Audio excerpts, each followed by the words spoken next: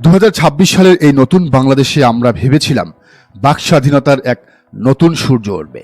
আমরা ভেবেছিলাম digital security act বা সাইবার সিকিউরিটি অ্যাক্টের মতো কালো আইনের বেড়াজালে পড়ে আর কোনো সাধারণ মানুষকে রাতের অন্ধকারে গুম হতে হবে না কিংবা জেলে যেতে হবে না। কিন্তু বর্তমান বিএনপি সরকার ক্ষমতায় এসেই যে ভয়ঙ্কর অগণতান্ত্রিক এবং ফ্যাসিবাদী পথে হাঁটা শুরু করেছে তা দেখে আজ পুরো দেশ হতবাক। আজ আমরা এমন একটি এক্সক্লুসিভ এবং চাঞ্চল্যকর ডকুমেন্টের চুলচেলা বিশ্লেষণ করব যা প্রমাণ করে যে শেখ হাসিনা দেশ ছেড়ে পালালেও তার রেখে যাওয়া প্রশাসন এবং কণ্ঠরোধ করার সেই জঘন্য সিস্টেম এখনও পুরোপুরি বহাল তবিয়তে বর্তমান সরকারের পকেটে কাজ করছে। আজ আমরা কথা বলবো ভোলার এক সাধারণ নারী জামায়াতে ইসলামীর কর্মী বিবি সওদার রাতের অন্ধকারে গ্রেপ্তার হওয়ার ঘটনা নিয়ে।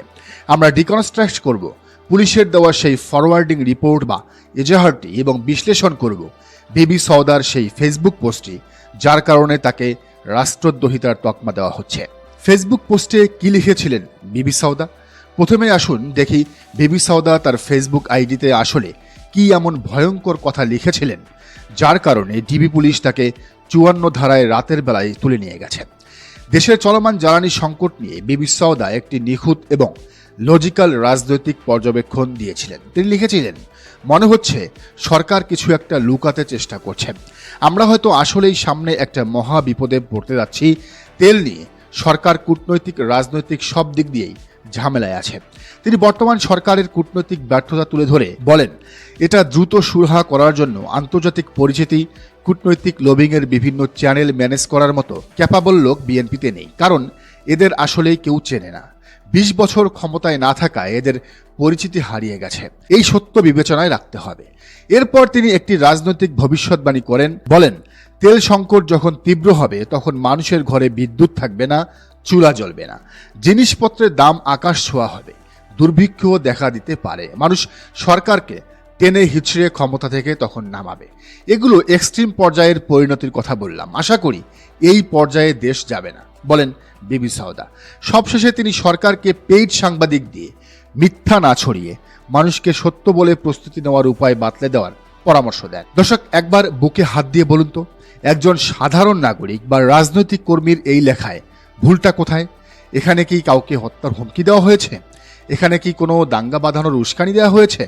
এখানে স্রেফ দেশের চলমান একটি সংকট এবং সরকারের কূটনৈতিক দুর্বলতা নিয়ে একটি লজিক্যাল সমালোচনা করা হয়েছে। একটি গণতান্ত্রিক দেশে সরকারের সমালোচনা করা কি অপরাধ? অথচ এই সামান্য রাজনৈতিক পর্যবেক্ষণের জন্যই তাকে গ্রেফতার হতে হয়। আমাদের হাতে এসেছে সেই পুলিশের ফরওয়ার্ডিং রিপোর্ট বা কোর্টে চালান দেওয়ার ডকুমেন্টস। আসুন এই ডকুমেন্টের প্রতিটি লাইন আমরা লজিক দিয়ে প্রমাণ করি, তাহলে বুঝতে পারবেন প্রশাসন কতটা নগ্নভাবে বিএনপির হয়ে কাজ করছে। ডকুমেন্টের শুরুতেই লেখা আছে, ফৌজদারি কার্যবিধির 54 ধারা মোতাবেক গ্রেপ্তারকৃত আসামি বিজ্ঞ আদালতে প্রেরণ প্রসঙ্গে। আপনারা জানেন 54 ধারা হলো পুলিশের সেই ভয়ঙ্কর হাতিয়ার যার মাধ্যমে বিনা পরোয়ানায় সন্দেহের বশে যে কাউকে গ্রেফতার করা যায়। ডিজিটাল সিকিউরিটি আইন বা সাইবার আইন যখন দেশ জুড়ে চরম সমালোচিত, তখন পুলিশ অত্যন্ত সুকৌশলে এই 54 ধারা ব্যবহার করে একজন নারীকে তার বাসা থেকে তুলে নিয়ে গেছে। ভোলা জেলা গোয়েন্দা শাখা ডিবির এসআই মোহাম্মদ জুয়েল হোসেন তার রিপোর্টে লিখেছেন যে বিবি সওদা তার সওদা সুমি ফেসবুক আইডি থেকে রাষ্ট্র এবং সরকার বিরোধী বিভিন্ন পোস্ট করছে। বিষয়টি ঊর্ধ্বতন কর্তৃপক্ষকে অবহিত করে এবং নির্দেশনা প্রাপ্ত হয়ে গত 5/4/2026 তারিখ রাত 8:30 ঘটিকায় অভিযান পরিচালনা করে আসামি বিবি সওদার হেফাজত হতে তার ব্যবহৃত বর্ণিত মোবাইল ফোনটি উদ্ধার করা হয়। এই বাক্যটি অত্যন্ত ভয়ঙ্কর। এই দেশে রাষ্ট্র এবং সরকার যে দুটি সম্পূর্ণ আলাদা জিনিস, সেটা কি আমাদের পুলিশ প্রশাসন আজও বুঝেনি? একটি রাজনৈতিক দলের সরকারের সমালোচনা করা মানেই কি রাষ্ট্রের বিরোধিতা? শেখ হাসিনা ঠিক এই লজিকটি ব্যবহার করেই গত 15 বছর তার সমালোচকদের রাষ্ট্রদ্রোহী বানাতেন। আজ বিএনপি সরকারও হুবহু সেই হাসিনা মার্কা পুলিশি বয়ান ব্যবহার করছে। পুলিশ রিপোর্টে দাবি করা হয়েছে, বিবি সওদা জিজ্ঞাসাবাদে ফেসবুক পোস্টের সত্যতা স্বীকার করে তিনি জানান, ফেসবুকের ভিউ বৃদ্ধির জন্য সমসাময়িক এবং সরকার, রাজনীতি, রাষ্ট্রের গুরুত্বপূর্ণ ব্যক্তিদের সম্পর্কে বিভিন্ন পোস্ট করেছে। একজন রাজনৈতিক সচেতন নারী যিনি দেশের জ্বালানি সংকট এবং কূটনৈতিক লবিং নিয়ে এত গভীর বিশ্লেষণ করতে পারেন, তিনি নাকি স্রেফ ভিউ বাড়ানোর জন্য এসব করেছেন। এটি মূলত আসামিকে আদালতের সামনে একজন সস্তা কন্টেন্ট ক্রিয়েটর হিসেবে উপস্থাপন করে তার লজিক্যাল রাজনৈতিক বক্তব্যকে হালকা করার একটি অত্যন্ত জঘন্য কৌশল। সবচেয়ে অ্যালার্মিং বিষয়টি লেখা হয়েছে রিপোর্টের শেষ অংশে। পুলিশ বলছে মোবাইল ফোনটির কারিগরি পর্যালোচনার জন্য সময় দরকার, কিন্তু 24 ঘন্টা পার হয়ে যাওয়ার বাধ্যবাধকতা থাকায় তাকে 54 ধারায় চালান দেওয়া হয়েছে। এরপর তারা বলছে সাইবার সুরক্ষা অধ্যাদেশ 2025-এ শাস্তিযোগ্য অপরাধের সাথে জড়িত মর্মে যৌক্তিকভাবে সন্দিগ্ধ হওয়ায় পর্যালোচনা শেষে বিবি সাউদায়ের বিরুদ্ধে প্রযোজ্য আইনানুগ ব্যবস্থা গ্রহণ করা হবে। কি বুঝলেন দর্শক? ডিজিটাল সিকিউরিটি অ্যাক্ট বাতিল করার কথা বলে, মানুষের বাকস্বাধীনতা নিশ্চিত করার কথা বলে তারা এখন সাইবার সুরক্ষা অধ্যাদেশ 2025-এর নামে সেই পুরনো মদরি নতুন বোতল বাজারে ছেড়েছে। নাম পরিবর্তন হয়েছে, কিন্তু কণ্ঠরোধ করার সেই দানবীয় ক্ষমতা পুলিশের হাতেই রয়ে গেছে। বর্তমান বিএনপি সরকার আজ যেই পথে হাঁটছে তা তাদের জন্য চরম আত্মঘাতী হতে বাধ্য।